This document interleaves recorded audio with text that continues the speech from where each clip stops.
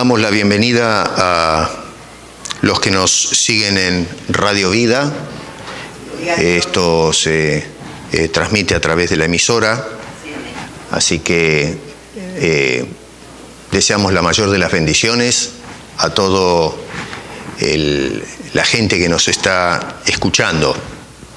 Voy a pedir que abran sus Biblias en la segunda epístola de Pedro, capítulo 1, y luego hagan el trabajito de buscar primera de Timoteo, capítulo 6, porque ahí es donde quiero trabajar en esta mañana.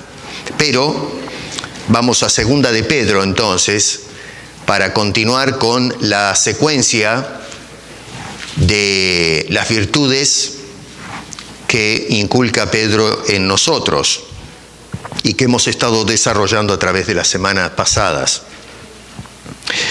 Capítulo 1 de segunda de Pedro, verso 5 dice: vosotros también, poniendo toda diligencia por esto mismo, añadid a vuestra fe virtud, a la virtud conocimiento, al conocimiento dominio propio, al dominio propio paciencia, a la paciencia piedad. Vamos a orar. Señor, te damos muchas gracias por tu palabra, como siempre, porque realmente estamos agradecidos por el hecho de que hayas preservado este documento histórico que tiene un valor tan importante para nuestras vidas y nuestra salvación. Así que ahora ministrala a nuestros corazones, por favor, porque te lo pedimos en el nombre de Cristo Jesús. Amén.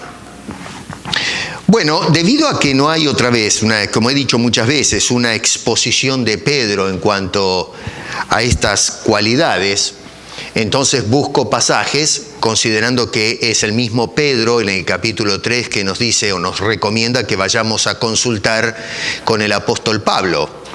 Así que entonces vamos a primera de Timoteo, donde sí vamos a ver un desarrollo acerca de esta cualidad que agregamos hoy, que es la piedad. Vamos a explicar en qué contexto maneja el apóstol Pablo este tema. Una vida piadosa es el título de la exposición de esta mañana.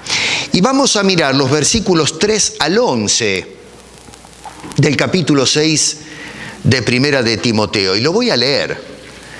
Síganme con sus Biblias, tengan sus Biblias abiertas, porque vamos a dejar que la Biblia nos hable.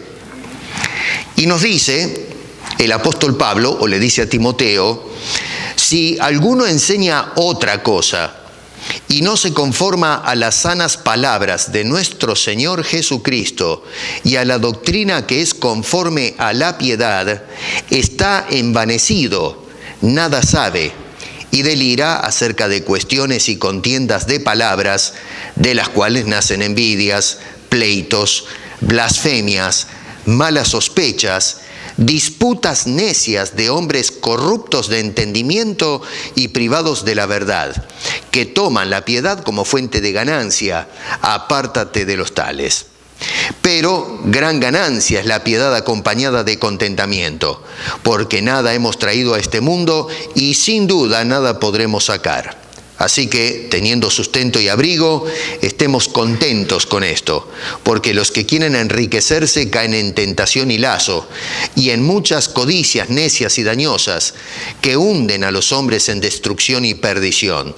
Porque raíz de todos los males es el amor al dinero, el cual, codiciando algunos, se extraviaron de la fe y fueron traspasados de muchos dolores.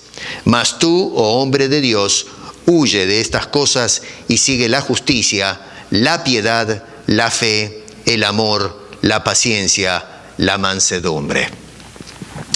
Muy bien, tremendas palabras, ¿eh? Hay mucho para mirar allí. No voy a dar información de todo porque estaríamos unas cuantas horas parados acá, ¿no es cierto? Pero vamos a ver qué podemos sacar esta mañana, tomando en cuenta que el apóstol Pedro es el que nos dice que debemos añadir ahora a esas virtudes que hemos estado observando, la piedad. Y podemos hacer la pregunta: ¿es usted una persona piadosa? Eso es para pensarlo un rato, ¿no?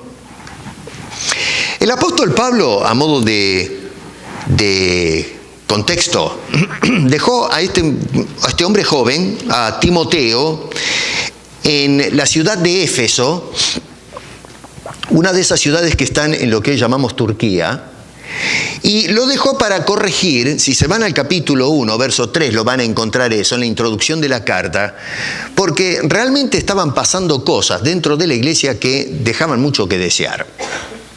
Se habían infiltrado personal que estaba enseñando cosas que no tenían ningún tipo de conexión con lo que habían enseñado los apóstoles, en este caso el apóstol Pablo.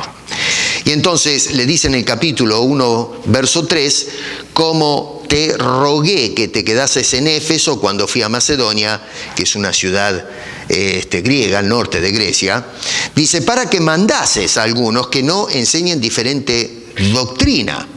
Así que había maestros falsos, si se puede usar ese término, dentro de la iglesia que no estaban enseñando lo que corresponde. Ya se dan cuenta ustedes que esto no es algo nuevo.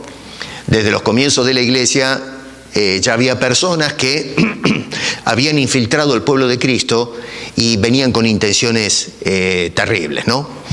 Bueno, pero parece que me llama la atención acá porque parece como que Timoteo no estaba muy entusiasmado con esto de quedarse en Éfeso. Porque dice ahí en el verso 3, ¿cómo te rogué? La palabra acá en el original es te imploré, tuve que hasta exhortarte. No sé, probablemente Timoteo, nos dice Pablo en la segunda carta que era un muchacho un poco tímido y no sé cuánta experiencia tenía para manejar cosas así que presentarse delante de hombres que ya a lo mejor estaban bien plantados y que estaban enseñando y tenían un séquito de gente que a lo mejor les prestaba atención, y bueno, que Timoteo dijera o pensar a lo mejor esto es demasiado grande para mí, yo acá mejor no me meto. Así que lo vemos al apóstol Pablo insistiendo a este hombre joven que vaya a hacer ese trabajo. Evidentemente, hermanos, no sé, Pablo le tenía una confianza ciega a Timoteo, Y yo pienso qué lindo es eso cuando en la iglesia se nos tiene esa confianza ciega, ¿no? Ciega en el sentido de que nos dan una responsabilidad enorme para poder hacer frente a las situaciones que había que corregir, por ejemplo, en esta región. Así que muy bien para Timoteo acá, que decidió ir a Éfeso. Y saben una cosa, quizás acá paro un poquito para hacer una reflexión. La obra en la iglesia no es fácil, nunca fue fácil. La tarea es difícil en una sociedad hostil. Los hombres no quieren saber nada con el Evangelio. En estos últimos días, si ustedes están al tanto de las noticias, hay quienes están tratando de ver si pueden hasta prohibir la Biblia. Estuve escuchando esta semana que quieren prohibir la publicación de los libros que no se alinean con la agenda del LGBT en Estados Unidos, o que hablan en contra de ciertos estilos de vida. Bueno, la Biblia está en la lista. Así que estamos viviendo tiempos que están empezando a fermentar tendencias muy hostiles a la palabra de Dios. Y allí, bueno, vamos a tener que definirnos, ¿no? ¿Qué somos? ¿O somos de Cristo y sufrir las consecuencias o renunciar a la fe? No sé qué es lo que va a pasar. Pero entonces, lo que quiero decirles es, no tiren la toalla. Timoteo aceptó el desafío. Se ve que Pablo tuvo que trabajar un poquito con este joven. Pero lo lindo de Timoteo es que él dijo, bueno, está bien, Pablo, ¿sabes qué? Déjate de macana, busca a alguien más veterano, mejor preparado. Yo esto no lo voy a poder hacer. Con esos señores no me voy a poder encarar. No, Timoteo fue para allá a Éfeso a hacer el trabajo. A veces la obra nos parece un poco intimidante, ¿saben? Yo me acuerdo cuando a mí me llamaron al pastorado hace muchos años atrás, pero era una cosa que decía, ¿cómo voy a hacer con esto? Y esto es algo que pasó a los hombres de la historia. ¿Se acuerdan de Salomón? Cuando se le dio la responsabilidad del reino, temblaba y le pidió a Dios, dame sabiduría para ver cómo manejo este pueblo. Moisés lo mismo. Así que está este sentido de comprender y aceptar que la obra del Señor es demasiado grande para nosotros. Si no es por la ayuda de Dios, no la podemos llevar adelante. Pero aceptan los desafíos, Haz como hizo Timoteo, y en especial en el presente. Lo que Dios está buscando son siervos que se consagren a pesar de las situaciones adversas que encaramos en la iglesia de Cristo. Ahora, fíjense ustedes, por ejemplo, que sabemos que estos falsos maestros eran o proponentes que se menciona a través del libro. Esto es una revisión rápida que estoy haciendo, amerita otro estudio más profundo, pero no me quiero entretener mucho para no perder de vista el capítulo 6. Pero por lo menos fíjense en el versículo 3 que se nos está diciendo que enseñaban una doctrina diferente a la que enseñaba el apóstol San Pablo. Pablo decía una cosa, estos hombres enseñaban otra cosa distinta. Y parece mentira, como insisto siempre en esto, en la contemporización de los hechos. Hoy pasa exactamente lo mismo. Cristo nos enseñó una cosa, los escritores de la Biblia nos enseñaron una cosa y hoy enseñamos otra diferente. Hay una diferencia entre la verdad y la interpretación de la verdad. La verdad es absoluta, si están las Escrituras es verdad. Pero el problema no es el hecho de abrir las Escrituras, leerlas y exponerlas. El problema está en la interpretación de lo que algunas personas hacen de la Escritura. Y la interpretación no es libre. La interpretación no es cada uno interprete lo que le parezca. No, eso no es así. Porque entonces lo que vamos a hacer es haciéndole decir a la Biblia cualquier cosa. Y es lo que está pasando en la actualidad. Y ya ven que en el primer siglo ya estaba sucediendo eso. Había personas dentro de la iglesia, maestros, que estaban enseñando cualquier cosa. Entonces, una cosa es lo que dice el Señor en su palabra y otra cosa es la forma que a veces frívola con la que se interpreta esa palabra. Estos señores entonces enseñaban cosas distintas a las que había enseñado el apóstol San Pablo. Ahora, ¿por qué enseñaban cosas distintas?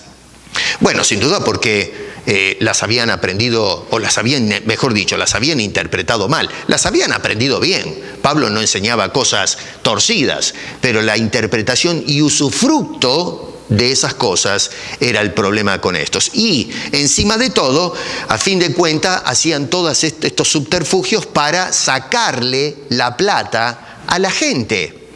Noten ustedes ahí en el capítulo 6, versículo 5, que dice que estas personas están envanecidas y estas cosas acarrean a disputas necias de hombres corruptos de entendimiento y privados de la verdad, que toman la piedad como fuente de ganancia. Ese es el gol de estos señores, de estos falsos maestros, la plata. Por eso Pablo le dijo a Timoteo, mira, tienes que quedarte en Éfeso y corrige eso porque así no vamos. Estos eran maestros que estaban interesados en enseñar, pero el propósito final era sacarles el dinero a la gente. La segunda cosa es que no edificaban al pueblo de Dios, verso 4. Estamos en el capítulo 1, ¿verdad? Dice, ni prestes atención a fábulas y genealogías interminables que acarrean disputas más bien que edificación de Dios, que es por la fe. No edificaban, lo que hacían era destruir lo que había costado la sangre de Cristo para edificar o construir. Así que, número 3, verso 6, algunos se desviaban a vanas palabrerías. No hay contenido bíblico y doctrinal en lo que estas personas estaban enseñando dentro de la iglesia. Yo no sé, pero a veces hoy escuchamos algunos discursos y la gente termina, estaba contando una hermana, ¿no?, de este caballero que se está enfriando, dice. ¿Por qué? Porque no escucha contenido en las Escrituras, en la exposición. La gente, en fin, cuando vamos a la iglesia y se nos van desarrollando los textos, vamos aprendiendo de la Biblia.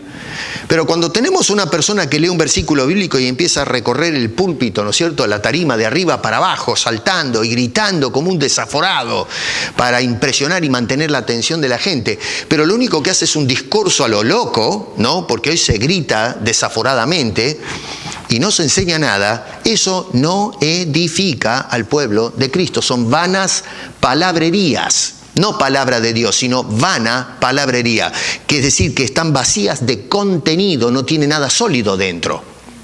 Y en cuarto lugar, lo peor de todo, es que en el verso 7 dice que se creen los sabios y no saben nada. Dice allí, queriendo ser doctores de la ley sin entender ni lo que hablan ni lo que afirman. Es una tremenda acusación la que hace el apóstol Pablo acá de esta gente, que se había metido en la iglesia. ¿Sabe cuánta gente yo me encuentro a veces? Me escriben personas que a veces ni me molesto en contestar, porque ya antes sí, pero ahora ya no tengo tiempo. Pero personas que se creen los expertos y escriben, esto está mal, y les pregunto a veces, ¿por qué está mal? Bueno, porque sí.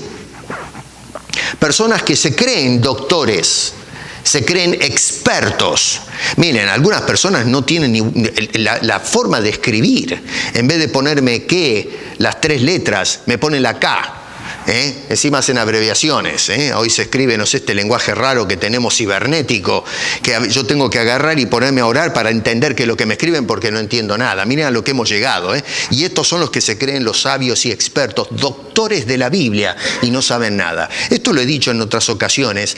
He conocido personas que tienen el título de doctores en teología y han pisado una escuela 6 meses, ni siquiera una facultad.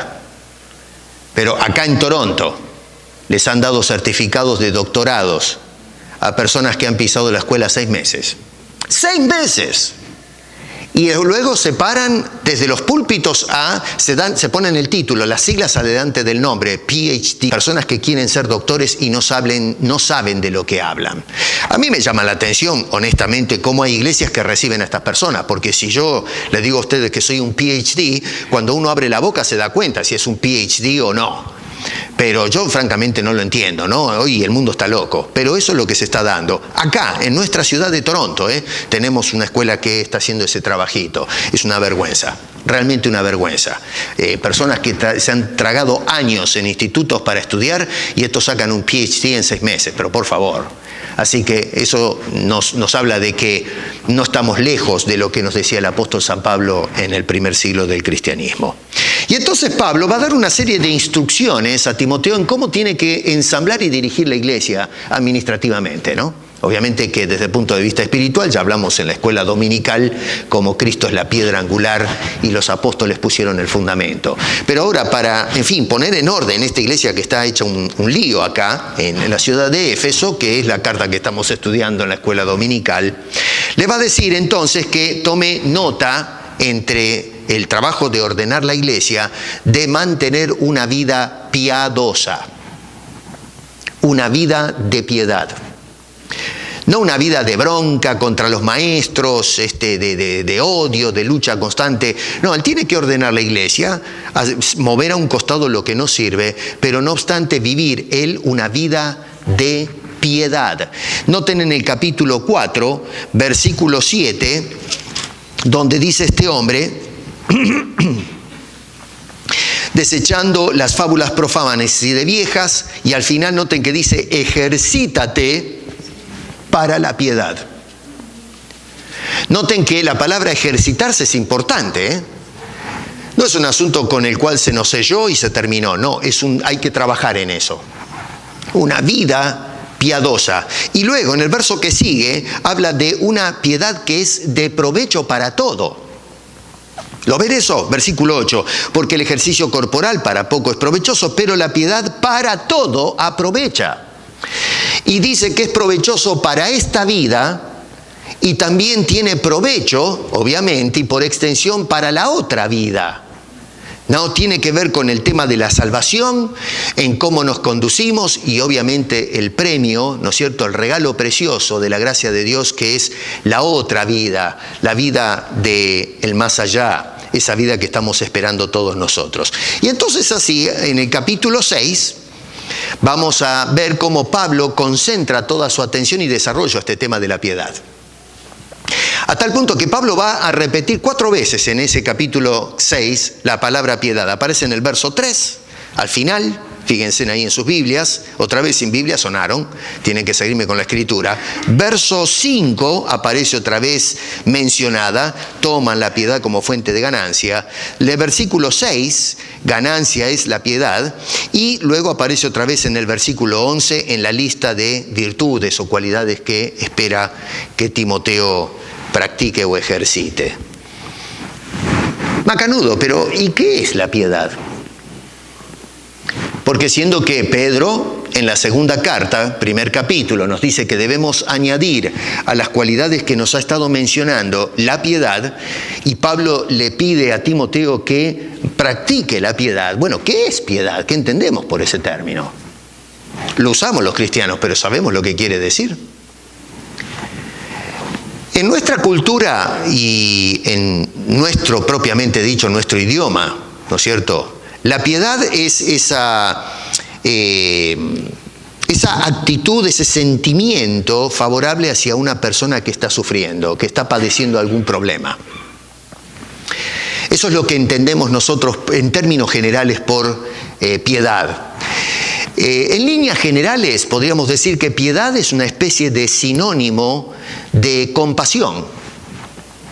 Miramos a una persona que está en desgracia y nos apiadamos de esa persona. Es decir, tenemos compasión y decidimos, en fin, arremangarnos y hacer algo para ayudar a esa persona que está pasando por alguna situación crítica. Ahora, en la palabra que utiliza el apóstol Pablo no tiene nada que ver con la condición de las personas, sino que es una palabra que tiene que ver con Dios. En el original se usa la palabra eusebia, y que tiene que ver el concepto desde el punto de vista etimológico, tener devoción a Dios. A ver si lo pongo en esos términos. No está pensando en una persona en problemas, sino en Dios y cómo nos relacionamos con Él. Una persona piadosa es una persona que está devota o está entregada o consagrada totalmente a ese Dios. Una vida de piedad, entonces, es una vida consagrada para exaltar, para honrar, para hablar bien. Eso es lo que quiere decir literalmente la palabra eusebia, quiere decir hablar bien de alguien. Y eso es lo que el apóstol Pablo quiere de Timoteo, que sea una persona que sea devota, no solamente como persona, sino en la demostración de esa persona, que es el caminar de todos los días, una vida de piedad. Por eso es que le decía, ejercítate en la piedad. Es un trabajo constante. El atleta, ¿no es cierto?, el que tiene que competir, Pablo usa mucho estas figuras del atletismo, tiene que, en fin, prepararse para la competencia, tiene que ser devoto a esa competencia y prepararse debidamente para poder cruzar la meta final. Bueno, los cristianos somos llamados a eso, a tener devoción, consagración sincera, entrega absoluta a Dios. Y entonces esa devoción se tiene que manifestar en todo, y especialmente se tiene que manifestar cuando se trata de enseñar la palabra de Dios. Y esto no solamente tiene que ver con el púlpito, porque uno puede decir, como hablábamos hoy, bueno, el pastor, los maestros son los que enseñan, pero usted también tiene que enseñar. Cada vez que usted presenta el evangelio a alguien, le está enseñando el camino a la salvación. Y a veces cuando nos hacen preguntas de nuestra fe la gente, tenemos que saber qué responder. Todos nosotros somos en un sentido el maestro del que no sabe. Cuando presentamos el evangelio le estamos enseñando a la persona dónde se encuentra la salvación. Algo que las personas no saben. Cada uno tiene su criterio de cómo puede salvarse. Pero es la Biblia la que nos enseña cuál es el camino a la cruz donde encontramos la salvación. Y nosotros somos usados por Dios para enseñar y orientar a las personas en eso. Así que este asunto no está limitado solamente a los maestros dentro de la iglesia, sino nosotros que somos maestros fuera de la iglesia para orientar a las personas que no tienen todavía conocimiento de las cosas de Dios. Noten ustedes que por el hecho de que alguien esté enseñando a otros asuntos de la Biblia no significa que sea una persona piadosa. Y este es uno de los graves errores en la actualidad. Que cuando vemos personas que predican, asociamos a esa persona como devota de Dios. Y vemos que por el contexto, otra vez, hay falsos maestros que está censurando el apóstol Pablo, y para eso dejó a Timoteo en la ciudad de Éfeso, para que corrija, ¿no es cierto?, a esta anomalía que se está dando en la iglesia. Anomalía porque ese no era el plan en la iglesia. Esto es algo que no corresponde dentro de la iglesia. Por eso lo pongo en esos términos. Así que personas que enseñaban, pero no eran devotas a Dios. Hay tres tipos de personas en el mundo, hermanos, en este contexto, lo que estamos hablando acerca de la piedad. Existen personas que son impías, y el término griego que se utiliza para describir una persona impía es asebia, la otra es eusebia, y es justamente el antónimo de devoción. La persona impía no tiene a Dios en cuenta absolutamente para nada, no le interesa Dios. Y es por eso que vive una vida totalmente al margen de las normas divinas. Hace lo que se le da la gana. Nosotros vivimos en una sociedad impía en esos términos. El Salmo, ¿no es cierto?, el salmista, en el Salmo 36:1 dice: la iniquidad del impío me dice al corazón, no hay temor de Dios delante de sus ojos. David, que era un hombre que estudiaba el carácter de la gente, era un hombre muy observador, veía entonces que la sociedad iba para cualquier lado en líneas generales. Y la conclusión a la que llega este hombre, según nos dice en ese salmo, es que al corazón de David, después de la consideración, dice: ¿por qué el hombre es impío? ¿Por qué se maneja en una forma tan reprochable? Bueno, porque no hay temor de Dios en su corazón.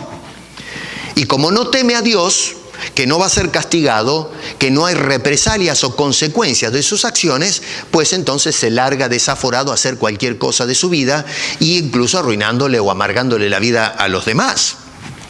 Entonces, esa es una persona impía. Luego tenemos personas que aparentan ser píos. Otra vez, impíos, pero luego tenemos los que se disfrazan de piedad. Y para eso, fíjense, un ejemplo elocuente de lo que estoy diciendo lo tenemos en 2 de Timoteo. Denle vuelta un par de páginas ahí, en el capítulo 3 de 2 de Timoteo. El mismo Pablo escribe al mismo joven otra carta. Y dice, por ejemplo, verso 1, también debes saber esto, que en los postreros días vendrán tiempos peligrosos. Y no son peligrosos porque tengan el dedo puesto en el botón rojo de la bomba atómica o cosas por el estilo, Sí, ahí eso es peligro. Pero el peligro este es más serio. Dice que porque habrá hombres amadores de sí mismos, avaros, vanagloriosos, soberbios, blasfemos, desobedientes a los padres, ¿qué tal, ingratos, impíos, sin afecto natural, implacables, calumniadores, intemperantes, crueles, aborrecedores de lo bueno, traidores, impetuosos, infatuados, amadores de los deleites más que de Dios, que tendrán apariencia de piedad. Ahora, tomen nota que anteriormente dijo en el versículo 2 al final que son impíos, pero ahora está diciendo que estos son distintos a los impíos que les importa un comino las cosas de Dios. No, este sí le interesa, pero no le interesa genuinamente. Este es un hombre que está interesado sí en las cosas de Dios, pero se disfraza de piedad. ¿Se dan cuenta lo que le dice Pablo a Timoteo? Entonces, así que son hombres disfrazados de piedad. Usted los ve a estos señores y ve la devoción, hablan de Cristo, llaman a las almas a venir a los pies del altar, oran por ellos, sanan enfermedades, les profetizan, les predican, los aconsejan, son maestros, pero resulta que en lo secreto encontramos personas que llegan a casa y se sacan la sotana y la cuelgan a un costado, y lo que vemos debajo de esa sotana es otro impío más. En este caso, disfrazado, ¿no es cierto?, del hombre de Dios. Bueno, miren si no es grave eso, porque esto nos pone en una situación que decimos, bueno, pero a ver, ¿a dónde disparamos acá? Porque si estamos mirando y esto me engancha a mí también, ¿no?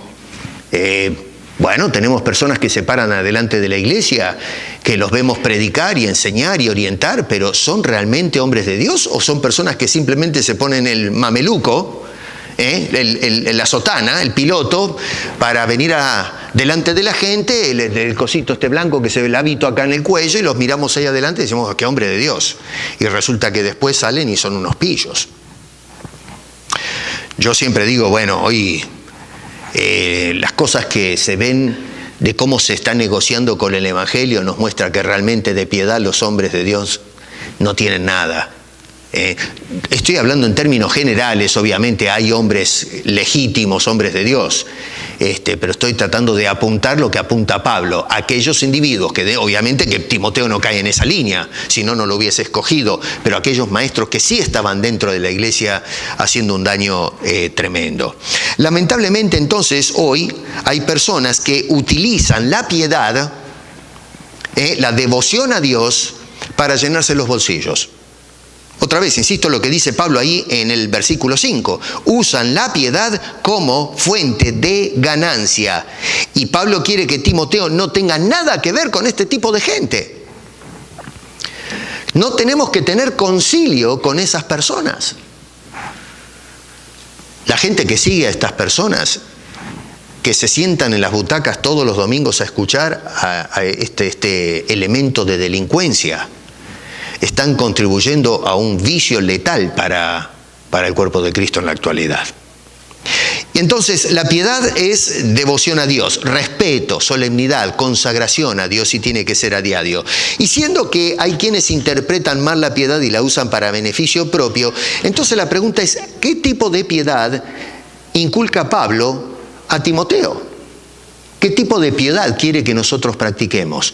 Y hay al menos 3 cositas que quiero compartir con ustedes. Número 1, fíjense, en verso 3 tiene que ser una piedad que endereza u orienta la enseñanza bíblica. Otra vez dice, si alguno enseña otra cosa y no se conforma a las sanas palabras de nuestro Señor Jesucristo y a la sana doctrina, que es conforme a la piedad, está envanecido, nada sabe. Acá estamos hablando de una piedad bíblica, una piedad que es entendida como corresponde. Es decir, cuando enseñamos cómo se debe enseñar, cómo deben ser las cosas. Noten que dice allí conforme a las sanas palabras, y luego dice de nuestro Señor Jesucristo. Las 2 frases son importantes, sanas palabras y luego según nuestro Señor Jesucristo. No interpretando a Cristo o de Cristo cualquier cosa. Es decir, agarramos las palabras de Cristo y las torcemos para que se amolden más o menos a nuestra idiosincrasia espiritual. No, tenemos que agarrar, no ser subjetivos con la interpretación, sino objetivos. Lo que es blanco, lo que es negro, no color gris o un color crema. O es una cosa o es la otra. Pero esa interpretación libre, a veces maliciosa, ¿no es cierto?, de querer torcer la Escritura y hacerle decir a Cristo cosas que jamás dijo, eso es una cosa terrible. Es vil hacer semejante cosa. Así que en este caso, la piedad tiene que ser una piedad que orienta correctamente, primero interpretando como corresponde las enseñanzas de Cristo Jesús. Y luego dice Señor nuestro, y esto es importante en nuestro contexto actual, porque muchas veces consideramos que los señores de la iglesia son los pastores, los apóstoles, los líderes, los que la dirigen a la iglesia. Esos son los señores, esos son los que mandan, esos son los que, puede ser una organización, una coalición de iglesias que están, digamos, atomizadas en una estructura organizacional. Estamos mirando los jueves el tema de las denominaciones y cómo es un conjunto de iglesias que están regidas bajo una misma idiosincrasia y una misma organización. Así que tenemos personas que en la iglesia que terminan exaltando a los hombres en lugar de tener a Jesucristo como el Señor de sus vidas. 2, tiene que ser conforme, dice este hombre, a la piedad, versículo 13, en cuanto a la enseñanza me refiero, el primer punto, sería el subtópico este. Es decir, una enseñanza que es el resultado de nuestra devoción sincera a Dios. Porque si una persona enseña mal, no es porque es devoto y fiel a las palabras de Dios. Interpreta lo que se le da la gana y usa la interpretación como se le da la gana. Pero la persona que es devota a Dios va a tener terror y temblor cuando se trata de abrir, meditar y exponer las Escrituras, porque tiene ese respeto y esa devoción por Dios. Y la palabra de Dios es ese Dios expresándose a través de la predicación de su santa palabra. Así que la piedad orienta la enseñanza. La piedad, la devoción que tenemos por Dios nos va a llevar a tener cuidado con las Escrituras. Asegurarnos que lo que estamos enseñando es lo correcto y no cualquier cosa. Hoy, francamente, eso no se ve. Bien, se ve, hay buenos predicadores, no voy a decir que no, pero hablo en términos generales, lo que es este populismo neoevangélico que vemos en la actualidad y que prácticamente ha tomado control de los medios masivos de comunicación. Número 2, versículo 5, tiene que ser una piedad de carácter honesto. Dice otra vez este hombre que producen esta gente envanecida, estas enseñanzas malas, producen disputas necias de hombres corruptos, de entendimiento y privados de verdad, que toman la piedad como fuente de ganancia. Pero miren ustedes qué desvergüenza, ¿eh? Gente carente de honestidad, una vida piadosa por parte de una persona deshonesta es una farsa. Ninguna persona deshonesta está mostrando una vida de piedad a Dios. Usted no puede aparentar ser honesto y siendo deshonesto. O es una cosa o es la otra. No importa que se ponga el traje de hombre piadoso. Lo que hay debajo de ese traje es un hombre impío, un hombre deshonesto, un ladrón, un estafador, un mentiroso, que sí está usando a Dios, pero está usando a Dios para poder entonces sacar beneficios propios. Noten ustedes que cuando dice allí toman la piedad como fuente de ganancia, no buscan a Dios y su honra, sino el dinero que pueden sacar de esa situación. Hermano, la piedad entonces no es la fuente que produce una vida honrada. El amor al dinero es lo que es la fuente que produce una vida deshonrada, una vida de delincuencia. Así que estos hombres o mujeres hoy día, en lugar de enseñar, como dice ahí en el versículo 3, Pablo hablando a Timoteo, lo hacen para llenarse los bolsillos o las cuentas del banco. Noten que en el verso 9 y 10 nos advierte que los que quieren enriquecerse caen en tentación y lazo y en muchas codicias necias y dañosas que hunden a los hombres en destrucción y perdición. Verso 10 dice, porque a raíz de todos los males es el amor al dinero, el cual codiciando algunos, noten que no dice todos, se extraviaron de la fe y fueron traspasados de muchos dolores. Ahora, tomen nota que Pablo acá no está censurando el tener dinero, ¿eh? Vale la aclaración, porque hay cristianos que han hecho plata, son buenos para los negocios, ¿no? Muy bien, los aplaudo. Son buenos mayordomos de lo que Dios les da y producen, miren, déjenme decirles una cosa, ¿no? Hoy hay personas que decretan, quieren ser ricos, ¿no? Van a la iglesia para hacer plata, ¿eh? Si usted quiere tener plata, le voy a decretar algo. Yo le decreto, en el nombre de Cristo, que si quiere plata, siembre una cosa. ¿Y sabe qué es lo que tiene que sembrar? Vaya a trabajar, trabaje, labure, decimos en mi tierra, no sea haragán, no sea pillo.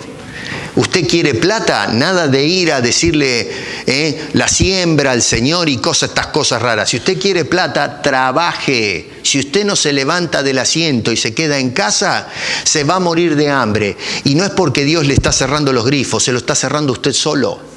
Terminemos con esta farsa, esta sinvergüenzada que vemos en la actualidad en la iglesia. Tenemos que salir a trabajar. Dios bendice nuestro trabajo. Cuando tú pones tus manos a trabajar, Dios va a bendecir la obra de tus manos. Eso es lo que nos dice la Biblia. Pero el vago, el pillo, no, señor. Esos pastores que se llenan los bolsillos, se hacen millonarios, que vayan a trabajar. Que hagan algo si quieren ser millonarios. Y si no, vivan por la fe. como el Señor los llamó a vivir a estos hombres. Así que tomen nota de ese asunto.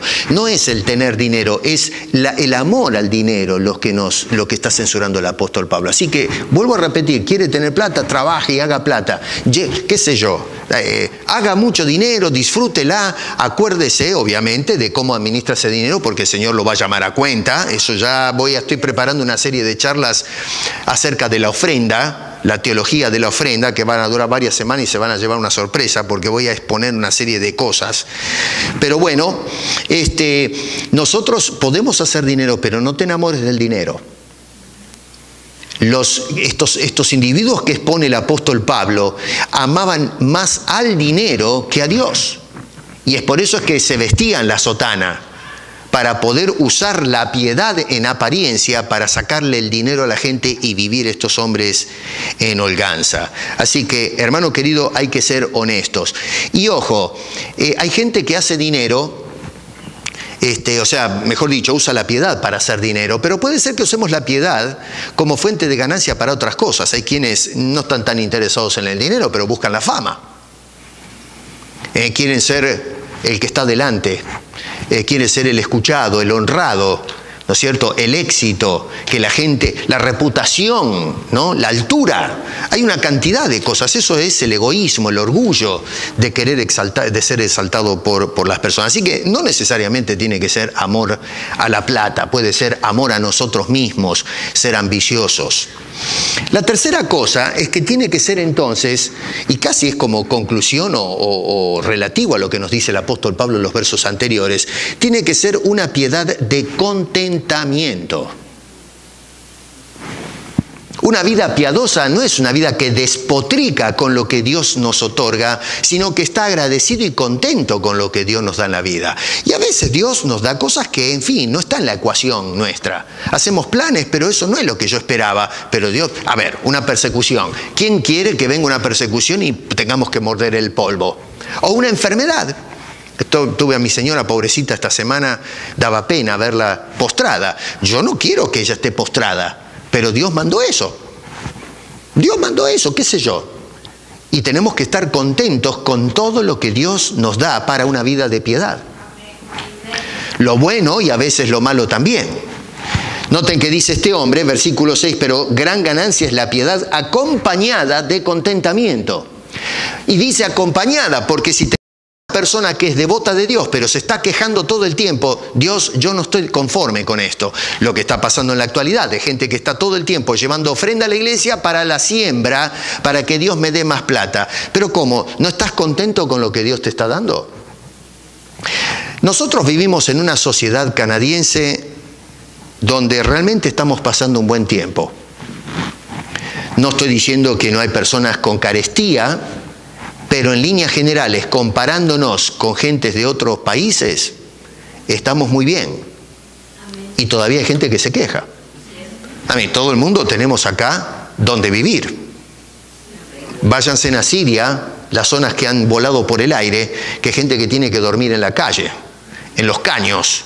A veces me da pena ver gente caminar en los escombros. Y yo digo, ¿cómo no hay lugares donde trabajar?